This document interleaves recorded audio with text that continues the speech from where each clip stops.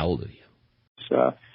He believed that the Founding Fathers, as I believe, that the Founding Fathers understood that the duty of government wasn't to create business. The duty of government was to just be a fair regulator, to make sure that there was a free enterprise system, that you had fair competition. And when you have these massive and these powerful economic concerns, these international corporations that literally can control Congress, like Goldman Sachs was the biggest single contributor to the members of the Congress of the United States politically last year. People even know this.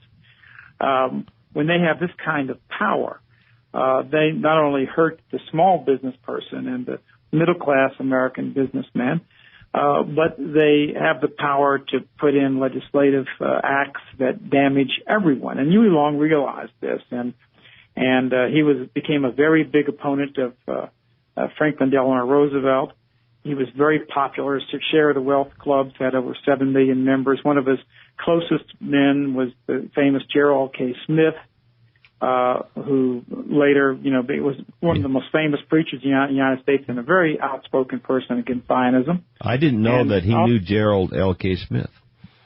Gerald K. Smith was his right-hand man. Is that right? So I appreciate you enlightening me.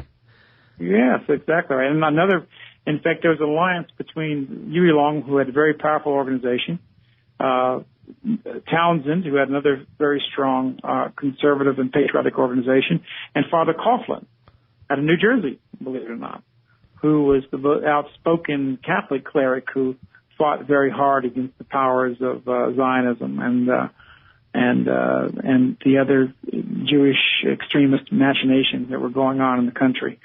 And they all had an alliance. And the truth is that from every appearance, it looked like Huey Long would actually even defeat Franklin Roosevelt. Huey Long was the greatest political orator in the United States. He was on equal level, say, to Will Rogers in terms of his ability to speak. Yeah, I had heard that it appeared that he was on his way to the White House. Yes, I think he was on the way to the White House, and he was shot by a Dr. Weiss, a Jewish person, and they're definitely this. I think that Roosevelt and the whole Jewish extremist group there was behind his assassination, and I think we lost a great chance there in this country. I think if Huey Long would become president, I think it could have really turned this country around. I think it would probably led to us not getting involved in the catastrophe of the Second World War, which caused 60 million Europeans to be slaughtered in this war, and giving half of Europe to the Bolsheviks, and later to the just total overthrow of our society. Because, as an American, who's a very proud American who loves this country, who grew up in this country and grew up, revering men like Davy Crockett and Thomas Jefferson and George Washington, it saddens my heart to see what's going on in this country and the depths to which this country is going, and how rapidly this country is falling into the abyss. But Huey Long, I think, would have the opportunity to change that, and I'm just so sorry that he didn't make it. You mentioned about control of Congress. Appreciate you sharing that. What year was that Huey Long got assassinated? That was 1936. 1936. And so I believe that was the year. I can't be quite sure about the year. My memory's not as it used to be, but, he was assassinated. In fact, he was shot down in the halls of the Capitol, which he built in Baton Rouge, Louisiana. Have you had any physical threats on your life over the years? Well, I think more than I can count. That's what I figured. I think, but that's and when I was very close, I came very close to going to the United States Senate and governor, and in that race, I ran against an 18-year incumbent. I was outspent, 40 to 51 in media, and the media was entirely opposed to me. The whole political establishment was opposed to me. And in fact, we used to make a saying in my state: the governor came out against me, the lieutenant governor, both senators came out, of course, against me. All the congressmen came out against me. Almost every legislator came out against me. Almost every major mayor of every city came out against me. Even the archbishops of the Catholic Church seemed to come out against me. It's just amazing. The television stations, all the newspapers came out against me. I used to say that, the only person that hadn't come out against me in Louisiana was Ayatollah Khomeini. And I expected him to come out any day. It was amazing, the attacks. But I still got 65% of the European American vote in that race, and didn't win because of the block votes and so forth, and the economic blackmail they put upon the state. But during that time, there were a lot of threats, and I don't have any self-pity because of those things, I've had a fantastic life so far. I'll be 60 years old next year, but I'm vital. I work out, I climb the mountains in addition to my academic work, and I write, probably 1 million words every couple of years. I do hundreds of interviews and lectures and speeches, and I've had a very interesting and a very fulfilled life.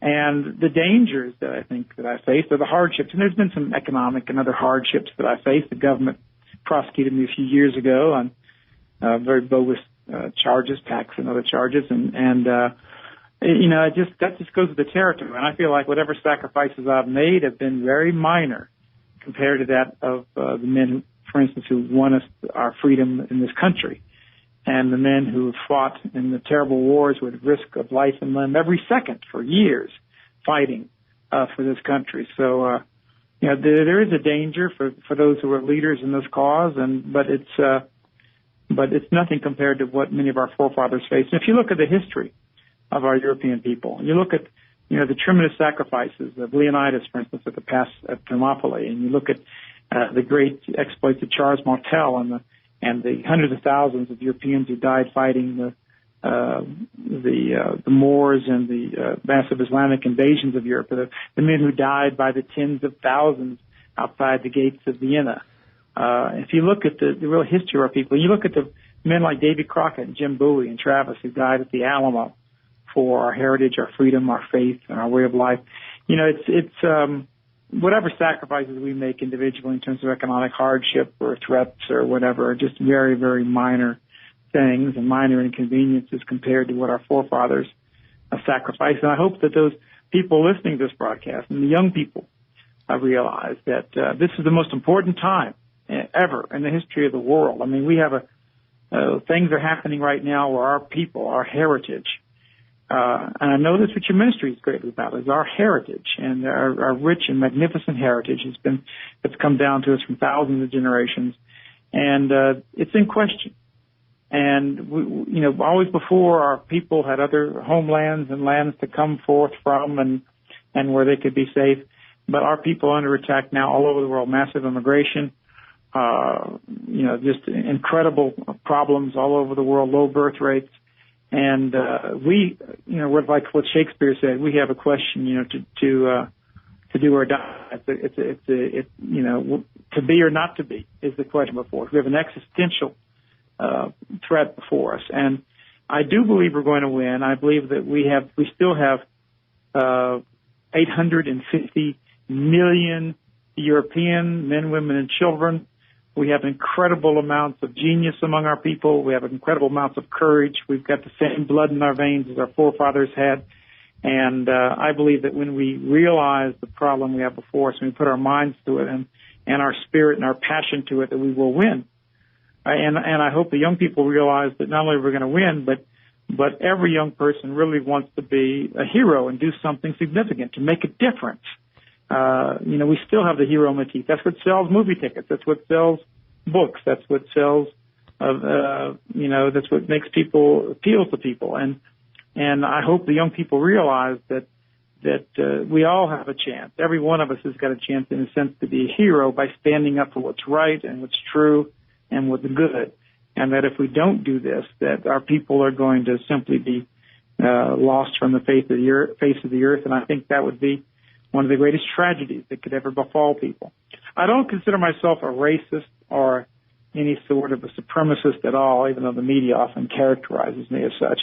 I am proud of my own European heritage or white heritage, and I want to see our people free. But I also believe those same rights exist for all people. I think Africans should be allowed to do whatever kind of society that they are naturally born to do. Same thing with the Chinese or people around the world. Every people's got a right to run their own affairs, have a society reflects their own values, whatever they might be, and we have that right. There's 1.3 billion Chinese. There's no threat to the Chinese people, and there's no integration in Beijing. It's all Chinese, and there's no integration in Kampala. It's basically all black. But there's massive integration and immigration into European countries, and if this continues, we will not have any homelands left, and we will lose our viability and actually our existence as a people, and that to me would be tragedy. It's hard to believe. I'm very much I wouldn't say I'm an environmentalist, but I'm an ecologist. I love nature and the animal kingdom, and I try to get out in nature as much as I can and climb the mountains and go into the forests, and I have a great sense of affinity for those things and love of those things. And we look at